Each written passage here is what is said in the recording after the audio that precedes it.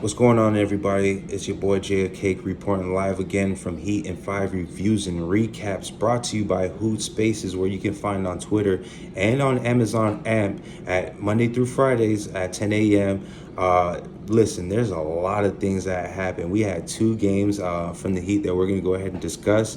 The Heat versus the Pacers, the first game we're going to go ahead and discuss, and then we're going to go ahead and talk about tonight's game, the Heat versus the Houston Rockets, and what happened down there. And also, we're going to get into some of these trade things. But I am wearing the old Miami LeBron jersey just to shout him out, all-time leading scorer. So salute to the man, LeBron James. Congrats again. But we're going to get right into it with the Heat. All right, so we're going to get right into it. The Heat started off with the Pacers. Listen, Lowry or Oladipo did not play, so we were down a lot of guards. And that says something moving forward into the trade discussions. But we end up winning that game 111 to 116. Bam dropped 38 points. He had 12 for 16 shooting. And he says when he has about 15 shot attempts, he's going to get his 30 points. And I kind of believe it. But he went perfect from the free throw. And the Heat are up in the NBA on free throws. We actually went 36 for 39 that night. Man, it was good to see that. Butler also went 25, 7, and 5. Hero went 15, 3, and 6. Vincent went 17, 3, and 4. And Caleb Martin went 12, 3, and led the team in rebounding with 11. Now, this is what we've been seeing lately with the Heat. 5 of their guys have been in double scoring figures. So that's really good when you look at, just the spreading out of all the points. We're not relying so heavy on a Bam or a Tyler or a Jimmy. It's kind of like an all collective, but we do have those moments where somebody like Bam does drop 38 for the night. Man, what a great game. But, this was the final game right before the trade deadline. And with Kyle Lowry being out with a knee injury, it kind of has some questions on what may happen. But I'm going to get into the trade deadline. But we're going to go ahead and talk about the next game. We played the Houston Rockets last night. And listen, we definitely came down to a close one. We won the game 95 to 97 on the last second score with 0.7 seconds remaining from Jimmy Butler. Look, when Spoelstra calls that timeout and he's able to cook up something on that last second, he's usually going to cook up the right play. I mean, we saw the last time that we missed a shot with Tyler Hero in the corner, but this time we did not. We actually had a way better play where we had a reverse of Jimmy Butler going to the bucket. But something surprising last night that I love to see is Tyler Hero. The man went crazy. 31 points after getting his name slandered for 48 hours through the whole trade deadline, talking about get rid of him. We needed to get rid of him. But listen, Tyler Hero and Bam are our core. Those are the two guys that we need. Even if Jimmy gets older and he's gone, we're still going to have Tyler Hero and Bam. And to be honest with you, the asking price for Tyler Hero is not something I would give up Tyler Hero for. But we also finished with Bam having 20 points and Jimmy Butler having 16, but he had 10 in the fourth quarter in the final 2 minutes with the last second score. So you already know what time it is for Jimmy. It's kind of like an on and off switch. It looks like he's already in playoff mode. I mean, he's kind of been in playoff mode since the beginning of the season, but right now he's kind of solidifying a lot more. The good thing about it is that we have an 8-game home win streak. This is actually leading the NBA right now. We're 6 games above 500, which is really amazing. We also swept the Houston Rockets this year, and then also in the past 2 years, what makes it a 6-0 so far in the last 3 years against the Houston Rockets. But the one thing that did concern me is the Miami Heat did not score over 120 points when the Houston Rockets for the past 5 games have been letting over 115 points.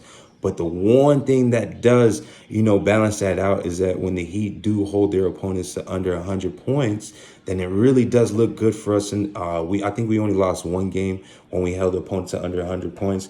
But here's some notes that I wrote down that I definitely want to get off to show that the Heat are really doing something.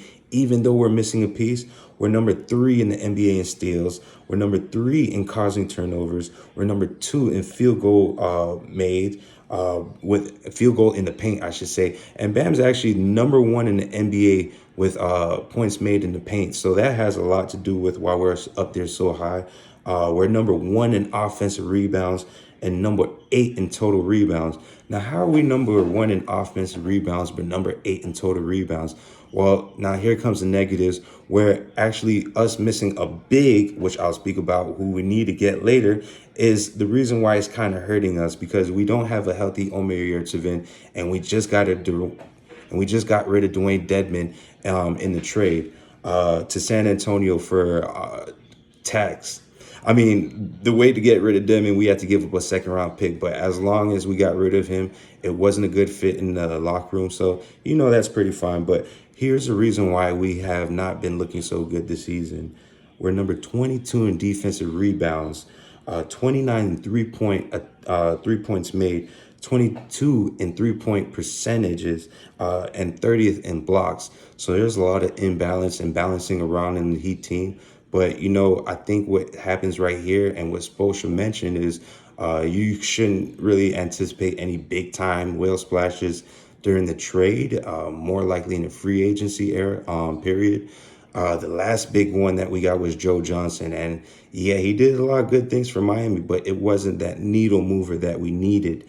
So, moving forward with that, talking about the trade, the Heat did not do anything. We only traded Dwayne Dedman to the San Antonio Spurs, like I just mentioned, just to get some tax and money. And the thing is Andy Ellisberg, as much as I want to slander him, I'm going to give him credit for him setting us up to have some cap so we can go ahead and buy out somebody. Now, the two names that I'm looking forward to is Will Barton.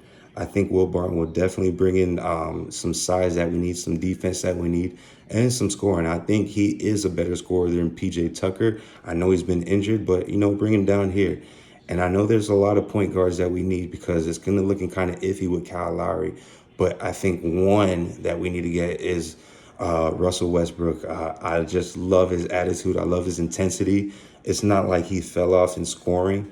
Being on the Lakers, it's just his role wasn't what it was supposed to be compared to what he expected.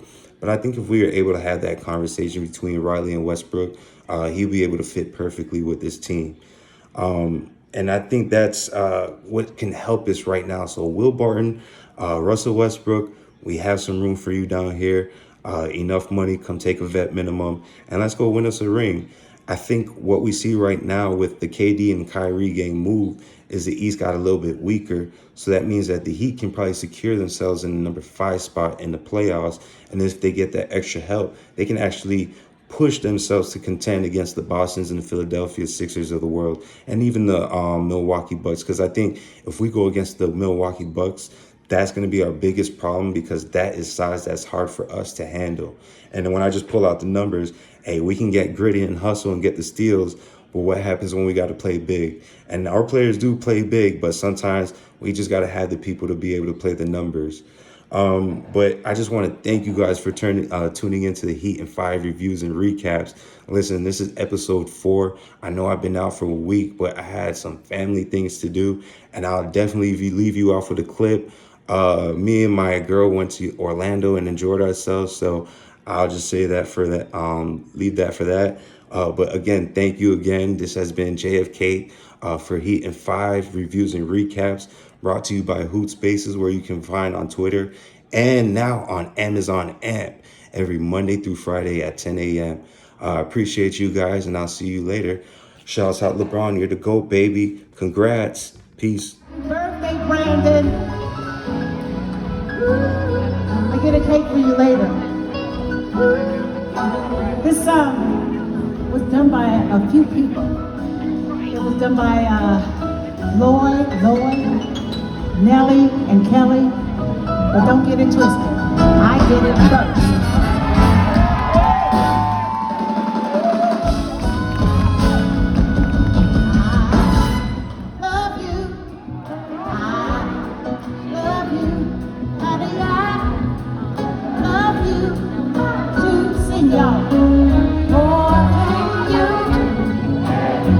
That's right, yeah.